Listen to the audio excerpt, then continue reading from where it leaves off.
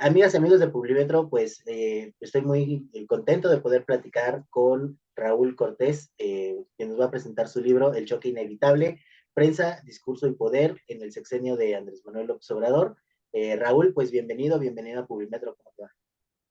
Hola, ¿cómo estás, Miguel? Muchas gracias a Publimetro por la entrevista. Pues sí, aquí está mi libro, recién salido, a ver si se ve bien, Sí. recién salido este mes de diciembre de la imprenta y fruto de mucho trabajo y mucho esfuerzo. Y espero que sea de interés para... Me gustaría que nos platicaras un poco sobre el libro. A ver, creo que te perdí ahí un segundo.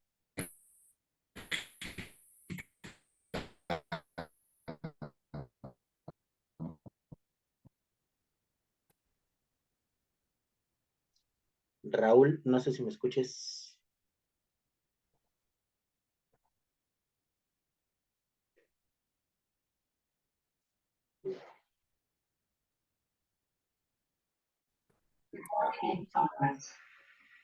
Está grabando otra vez. Sí, te había perdido un segundo, Raúl, pero ya, No pasa nada. creo que ya se solucionó. Como no es un vivo, no pasa nada. Sí. Pues si quieres empezamos de nuevo. ¿Sí? ¿Ok? ¿Te quieres que te Eh, enseñe el libro como hice? ¿Sí? sí, ¿Ok? perfecto. Va, pues empezamos en 5, 4, 3, 2. Amigas, amigos de Publimetro, pues sean bienvenidos a esta transmisión. Hoy vamos a platicar con Raúl Cortés, que nos va a presentar su libro El choque inevitable, prensa, discurso y poder durante el sexenio del presidente Andrés Manuel López Obrador. Raúl, bienvenido, pues muchas gracias por tu tiempo y pues muéstranos a tu nuevo libro. Hola, ¿qué tal, Miguel? Muy buenas tardes. Aquí estamos con La criatura es el libro El choque inevitable. Acaba de salir prácticamente de la imprenta en este mes de diciembre y bueno, es un libro que, bueno, en el que he trabajado durante bastantes meses, años en realidad, porque firmé el contrato con la editorial en 2019 y pues lo estoy sacando ahora, se está publicando ahora en 2022 y bueno, espero que sea de interés para la sociedad mexicana. Es un libro pensado para las personas que tienen interés en cuestiones de política, de comunicación, por supuesto, estudiantes de periodismo, colegas, periodistas, pero también para la sociedad en general, para ciudadanos a los que les interesen estos temas y que estén pegados a la realidad mexicana, a todo lo que está pasando en torno a las mañaneras del presidente López Obrador, a la relación que él tiene con los medios. Y lo que trato de explicar en el libro, sobre todo, es eh, todo lo que tiene que ver con la ética periodística, que es una materia que doy en la universidad en una maestría en la Escuela de Periodismo Carlos Septién García desde el año 2017 y creo que es un elemento sobre el que a veces hace mención el gobernante, López Obrador, AMLO, eh, pero que la gente desconoce bastante, ¿no? Y creo que es importante que la sociedad entienda más todo lo que está pasando a partir de, pues eso, ¿no? De los autores, ¿no? Que hay muchos que tocan este tema y de los propios códigos deontológicos, los manuales de estilo que tienen muchos medios y que rigen su forma de trabajo, que eso la gente realmente no lo sabe. Me gustaría que nos contaras un poco cómo fue el proceso, o sea, cómo fue el proceso en el que te decidiste empezar a recopilar toda esta información y pues eventualmente llegar a presentarla. Bueno, yo firmé un contrato con la editorial en el año 2019. La idea inicialmente era hacer un libro sobre fake news a la mexicana. Con el paso de los meses yo elaboré una primera parte de ese libro, pero bueno, la editorial me pidió cambiar un poquito el libro y centrar un poco más en lo que estaba sucediendo en términos de la relación entre el poder y la prensa, en la relación entre AMLO y los medios. Yo trabajo con la agencia de noticias Reuters y doy clases en la universidad, como decía. Como parte de mi trabajo, yo sigo las mañaneras, las conferencias de prensa matutinas en el Palacio Nacional a diario. Entonces, bueno, esa fue una gran fuente de información. Yo menciono en la introducción del libro que en parte el libro está escrito por el presidente López Obrador porque es una de las personas que más aparece citadas en él, ¿no? Porque es un análisis también en términos de opinión pública de lo que surge todos los días en la mañanera y la mañanera de alguna manera marca la pauta, marca la dirección de los temas que se vuelven agenda informativa de forma muy hábil por parte del gobernante. Raúl, el ejercicio de la mañanera, tal cual, pues no hemos visto que se esté replicando en otros países, ¿no? O sea, si bien es cierto, López Obrador ya lo había hecho cuando fue jefe de gobierno de 2000 a 2005, que después salió para hacer la campaña presidencial, eh, ese era su estilo y su forma cuando era jefe de gobierno y ahora lo ha replicado siendo presidente de México. ¿Es un buen ejercicio o por qué no hay otros presidentes que estén haciendo mañaneras? ¿Cómo lo ves?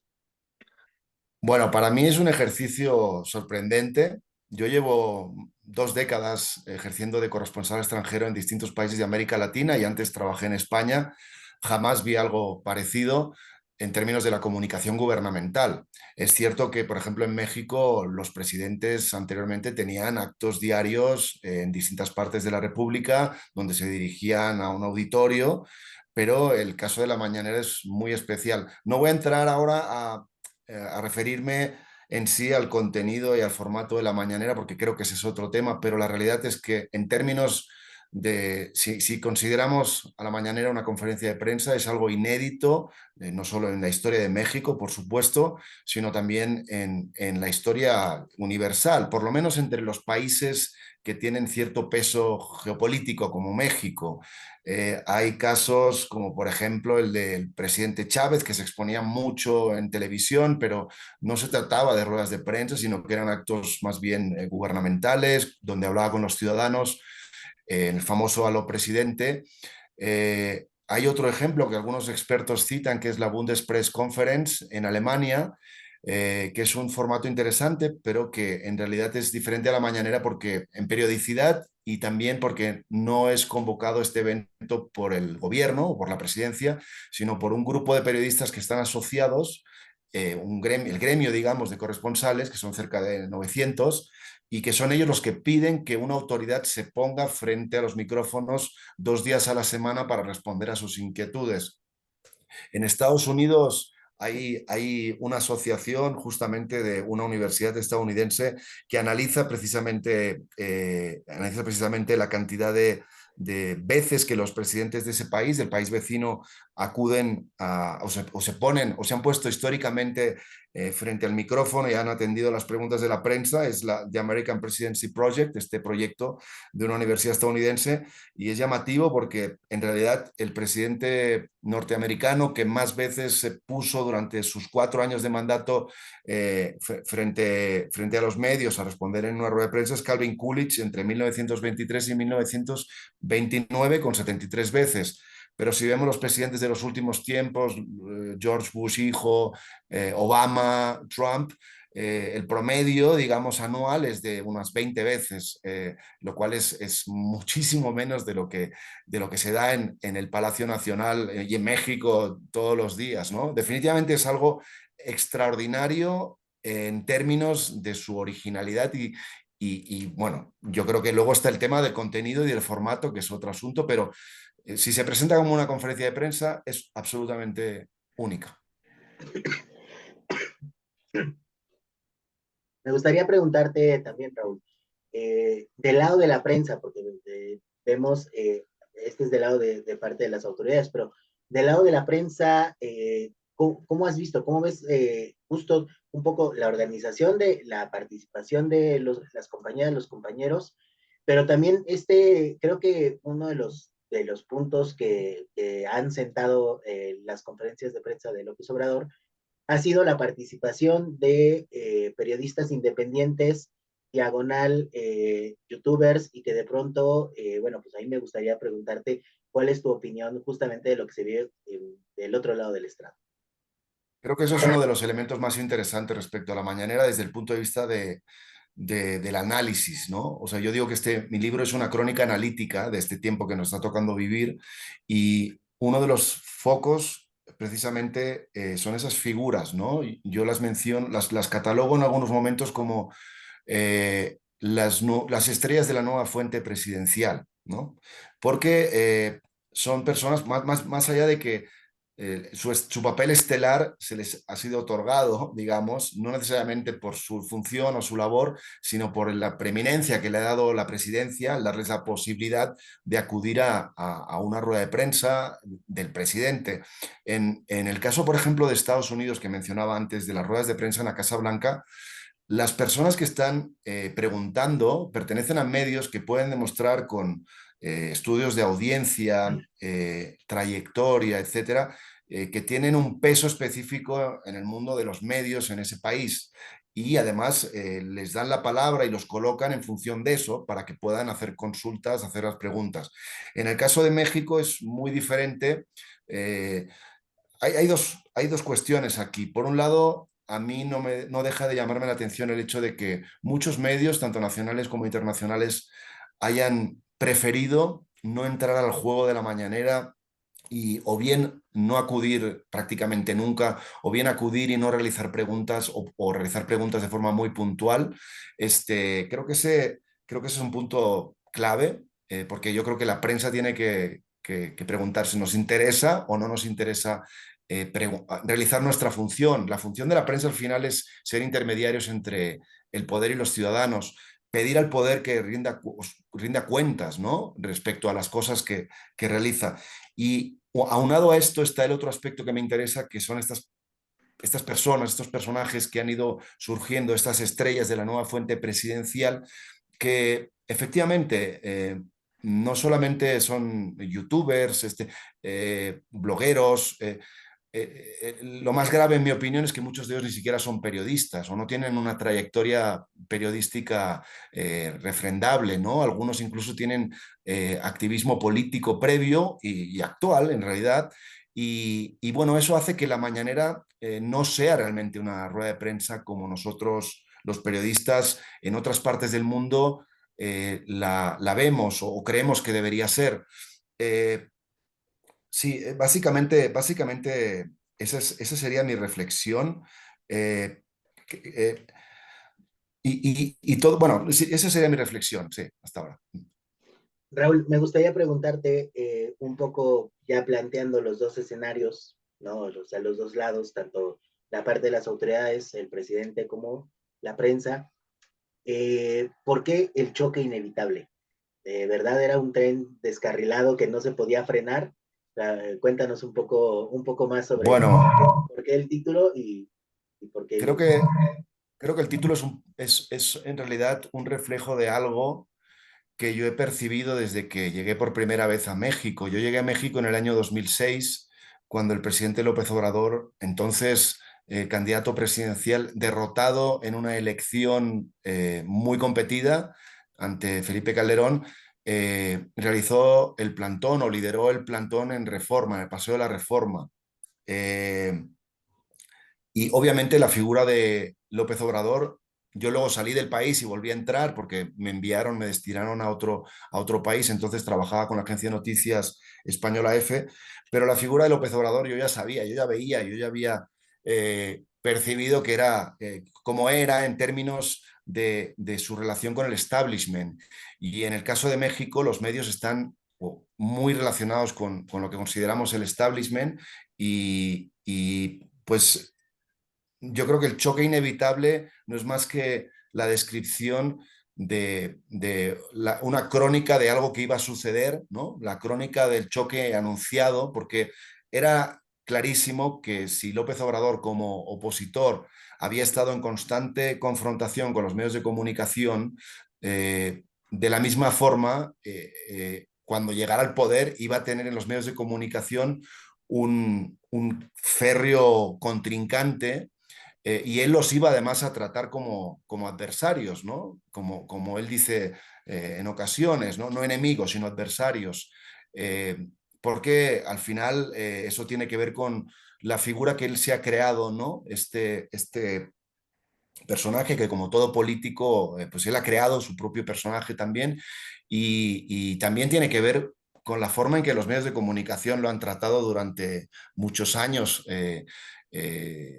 A veces yo creo que con falta de objetividad o de neutralidad. En realidad, lo que está pasando ahora también, es cierto que desde Palacio Nacional existe un ataque constante a los medios y a los periodistas más connotados por parte del presidente, pero también es cierto, yo creo que no hay suficiente análisis en eso. Los medios de comunicación en general tampoco eh, están dando informaciones positivas del gobierno, aun cuando éstas se dan o dan muy pocas informaciones positivas.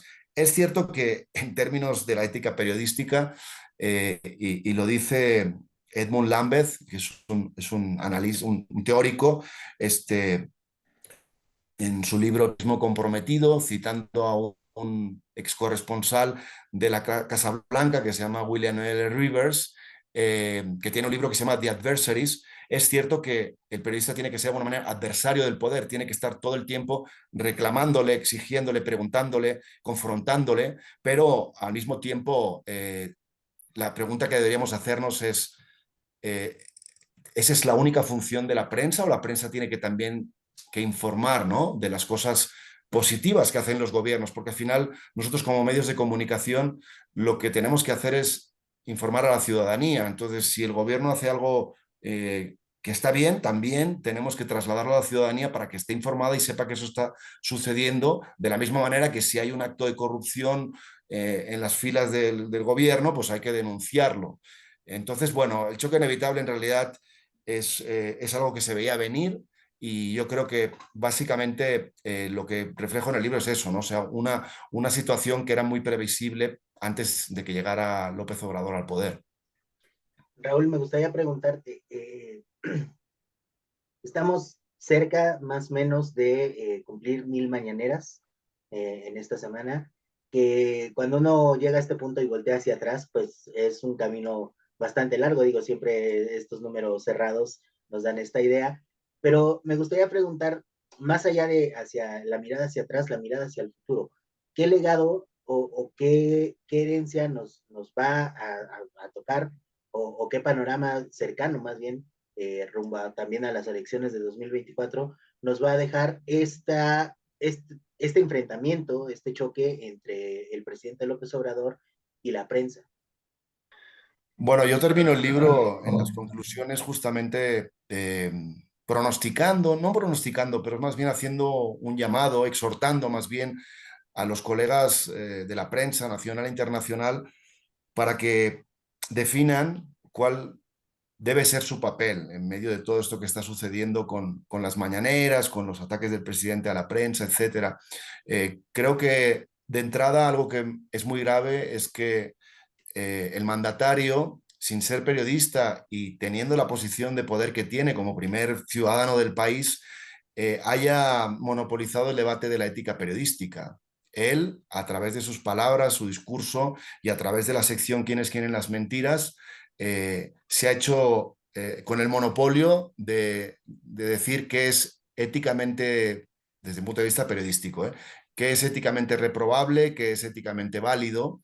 Y no olvidemos que él tiene una visión del periodismo que se remonta a los tiempos de Francisco Zarco y los hermanos Flores Magón, en una época que es muy diferente a la actual, donde el periodismo comprometido, como él lo define, tenía un papel más de activismo que de periodismo, ¿no? Entonces, ¿qué tienen que hacer los medios frente a esta situación? ¿Tienen que seguir aceptando esos ataques sin encarar en las mañaneras a lo mejor al presidente? Eh, ¿Qué nos espera en realidad? No lo sé exactamente. Creo que después de que el presidente López Obrador deje el poder en 2024, independientemente de, bueno, si suponemos, si pensamos que puede ganar alguien del partido gubernamental Morena, lo más probable es que haya un cambio en la estrategia, porque la verdad es que López Obrador solo hay uno, es absolutamente único en muchos aspectos y en la parte de la comunicación gubernamental, él tiene un perfil totalmente singular. Digo, como todos los presidentes, pero en su caso él tiene un gran manejo en términos de los resultados políticos y electorales especialmente ahora, ¿no? Porque también es cierto que ha perdido elecciones en el pasado, pero en cuanto a congregar a gente, a conseguir apoyo, él es muy habilidoso y por supuesto que la mañanera le sirve mucho. Él utiliza muy bien el lenguaje, es un gran creador de eslogans, ¿no? Hay tantas expresiones del presidente López Obrador que utiliza a diario, desde el me canso anso hasta el frijol con gorgojo.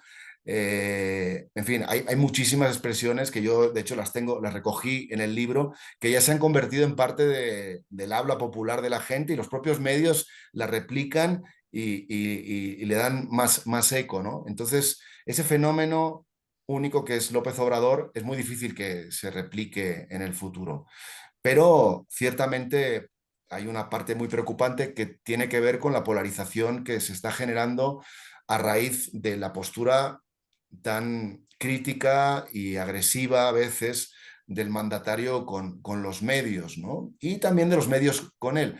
Pero los medios de comunicación también, de alguna manera, estamos para cuestionar al poder. Hasta ahí, o sea, es lógico. Yo estoy muy sorprendido especialmente con el trato el trato, estoy muy sorprendido con el trato que el presidente ha dado por ejemplo, a la periodista Carmen Aristegui o a la revista Proceso, ¿no? Que siguiendo la trayectoria tanto de la comunicadora como de esa publicación, durante tiempo en el que denunciaban situaciones que de alguna manera favorecían al movimiento de López Obrador, es sorprendente que ahora mismo hayan sido colocados también en ese apartado de los neoliberales, conservadores.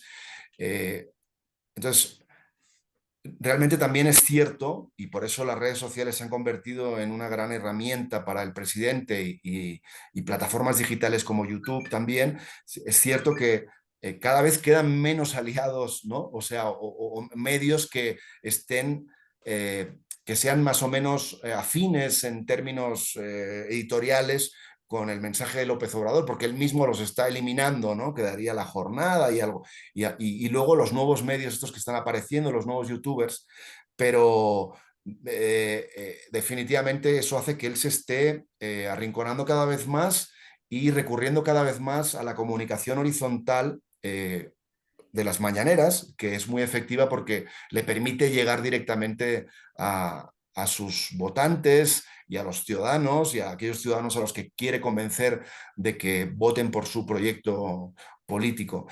Entonces yo creo que puede que se radicalice un poco más eso, que se profundice más esa situación, porque el propio presidente parece encaminado hacia ello, ¿no? Confrontándose cada vez más con más medios y con más periodistas y centrándose más en esas herramientas digitales que son un arma de doble filo también, porque repito, y esto es muy importante, el periodismo, más allá de las críticas que ha recibido, no ahora, sino desde hace mucho tiempo, por sus supuestos vínculos con el poder económico, político, que a veces no son supuestos, a veces sí los hay, el periodismo realmente es una institución clave en una democracia. Sin que haya reporteros especializados en procesar información, en investigar determinadas situaciones, en hacer entender a la gente el mensaje del gobierno y de la oposición y de cualquier institución, empresa, ciudadano que quiera pronunciarse sobre algún tema. Sin ese filtro que somos los medios, la ciudadanía queda desguarnecida en parte, porque es víctima, por ejemplo, de la posverdad, ¿no? Y de las noticias falsas y de la desinformación. Y creo que es muy grave si en México los medios dejan de tener la preeminencia que siempre han tenido, y no solo en México, este fenómeno es global, lo hemos visto en Estados Unidos, se da en España, se da en toda América Latina, en el mundo entero, vamos, ¿no? Entonces, bueno, esa es mi reflexión. Creo que nos quedan que queda un año y casi 2 años, ¿no? Hasta que termine la gestión del presidente, en la que vamos a ver si realmente sucede esta profundización, ¿no? Del choque inevitable del mandatario con los medios, y yo creo que vamos encaminados para ahí. Raúl, ahora que mencionabas justo lo de las frases del presidente, en esta semana dijo una que era no es polarización, es politización, ¿no? Ujú. De pronto a mí me llama mucho la atención que en pequeñas frases ves su forma de ver las cuestiones, ¿no? Y cuando mencionabas también lo de los medios, sí, los medios encarar al presidente, creo y quiero preguntarte esto, ¿tú notas que hay una especie como un poco de autocensura de los medios de no hacerlo porque de pronto la conversación no se queda en la mañanera, ¿no? Sigue y sigue y sigue y sigue todo el día, no solo por redes sociales, y no me refiero solamente a los reporteros que van, ¿no? Sino al medio y sino parte del discurso, ¿no? Vemos lo que ha pasado con Proceso cuando se ha vuelto crítico, a pesar de que pues Julio Scherer era muy amigo de López Obrador, ¿no? Y de pronto pues los ha metido en el mismo saco como lo has mencionado tú o Carmen Aristegui, ¿no? También. Yo no creo que haya autocensura, yo creo que en términos generales los medios han seguido haciendo lo que tienen que hacer, que es investigar, denunciar situaciones que no están bien cuando hay que hacerlo, eh, preguntar, ¿no? Ser incisivos sobre lo que está haciendo la administración pública. O sea, al final los medios lo que tienen que hacer es transparentar, ¿no? La labor de las autoridades, porque los ciudadanos necesitan saber más sobre lo que pasa en el país en el que viven, ¿no? Y en ese sentido, eh, creo que se ha hecho, si bien también es cierto que algunos medios de comunicación, pienso yo, y algunos líderes de opinión, sobre todo en radio y televisión, en ocasiones editorializan en exceso a la hora de referirse al presidente y lo descalifican en formas que no tienen que ver con un periodismo objetivo, que es lo que uno querría ver muchas veces o querría escuchar, ¿no? Creo que como parte del debate sobre lo que viene en México, es clave que los propios medios de comunicación y periodistas mexicanos recapaciten respecto a la importancia de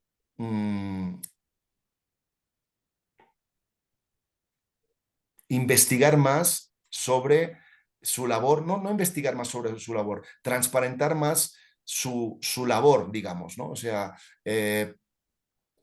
algo a lo que recurre muy a menudo el presidente López Obrador en sus ataques es a decir que se inventan las noticias los medios, ¿no?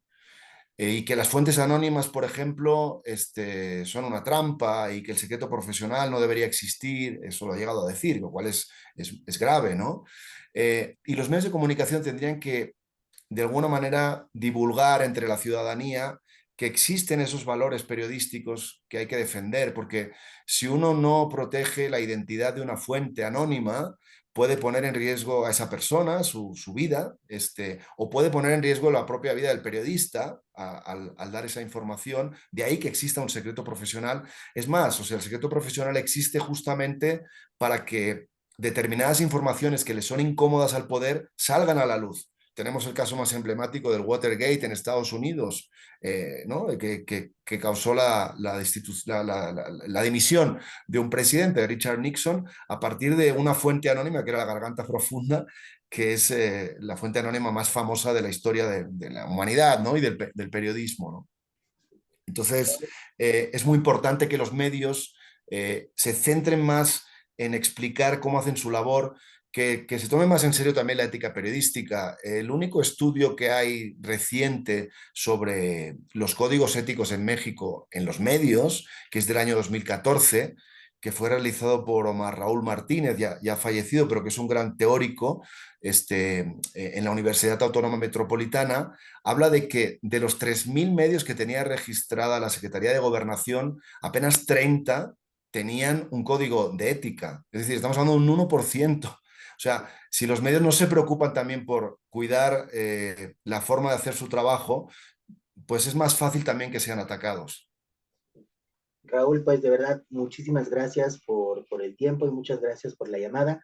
Me gustaría pedirte si quieres agregar algo más y también pues pedirte, digo, nos quedan unos minutos, que invites a nuestros lectores a buscar El Choque Inevitable, dónde lo pueden encontrar, etc. Ok, bueno, yo no tengo mucho más que agregar, Miguel. Muchas gracias por tu tiempo. Si quieres, comento un poco el libro. Bueno, soy Raúl Cortés. Espérate, vamos a ponerlo mejor aquí. Soy Raúl Cortés, un periodista que tiene pues una larga trayectoria ya trabajando como corresponsal extranjero en América Latina, 2 décadas ni más ni menos. Soy periodista, soy profesor, perdón, de ética periodística. Déjame que lo hago otra vez, ¿sí? Sí, adelante. No es en vivo esto, así que no pasa nada. No, adelante, adelante.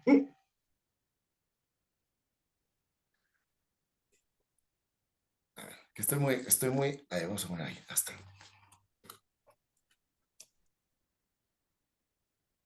Adelante, adelante. Voy, estoy pensando lo que voy a decir, permíteme. Ok. Soy Raúl Cortés y este es El choque inevitable, mi primer libro sobre, en este caso, opinión pública, prensa y poder en el México actual. Ya está en las librerías. Es una crónica analítica de este tiempo en el que vivimos, sobre esos temas concretamente. Y bueno, está basado en mis conocimientos como periodista, mi experiencia como periodista, con una trayectoria de 2 décadas en América Latina como corresponsal extranjero en distintas agencias de noticias internacionales, y también en mi experiencia como profesor. Como profesor, es que me estoy enrollando mucho, ¿no? Te hago algo más corto, déjame que te hago algo más corto, perdón. Una cosa es responder las preguntas y otra cosa es hacer una presentación. Esta no me la esperaba. Espérame. Voy. Como salga lo dejo, ¿vale? Vale.